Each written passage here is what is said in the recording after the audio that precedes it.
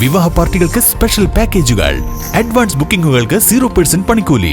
Athulya gold and diamonds, Valanchery road, Koppam. Pattambi block NCPS നിയോജകമണ്ഡലം committee യോഗം ചേർന്നു.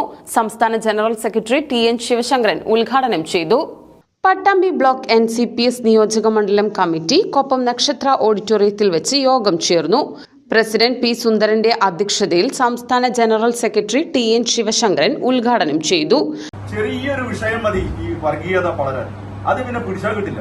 അങ്ങനെ പാലക്കാടിന്റെ ഒരു മനസ്സ് എന്ന് പറഞ്ഞാൽ, പാലക്കാട് എന്ന് പറഞ്ഞാല് ഇവിടെ കൃഷിക്കാരുടെയും കർഷകരുടെയും കർഷക തൊഴിലാളികളുടെയും ഒക്കെ രക്തം വീണ മണ്ണാണ്, വിയർപ്പ് വീണ മണ്ണാണ്. ഇതിനൊരു പ്രത്യേകതയുണ്ട്. കേരളത്തിൽ ഏറ്റവും അധികം നെല്ല് ഉത്പാദിപ്പിച്ച ആളുകളെ തീറ്റിക്കൊല്ലുന്ന, പച്ചക്കറി ഉണ്ടാക്കുന്ന കരിമ്പ് കൃഷി, പരുത്തി കൃഷി, രാജ്യത്തുള്ള എല്ലാ കൃഷിയുമായി ബന്ധപ്പെട്ടത് കേരളത്തിൽ എവിടെയാണ് നടക്കുന്നത്? പാലക്കാട്.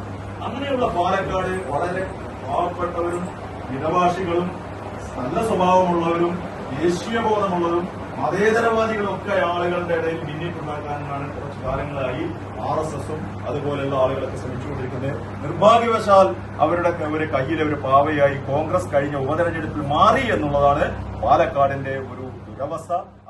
മെയ് 5 പാലക്കാട് കോട്ട മൈതാനത്ത് മുഖ്യമന്ത്രി പങ്കെടുക്കുന്ന LDF സർക്കാരിന്റെ 4ാം വാർഷികാഘോഷ പരിപാടിയിൽ 500 പ്രവർത്തകരെ പങ്കെടുപ്പിക്കാൻ യോഗം തീരുമാനിച്ചു.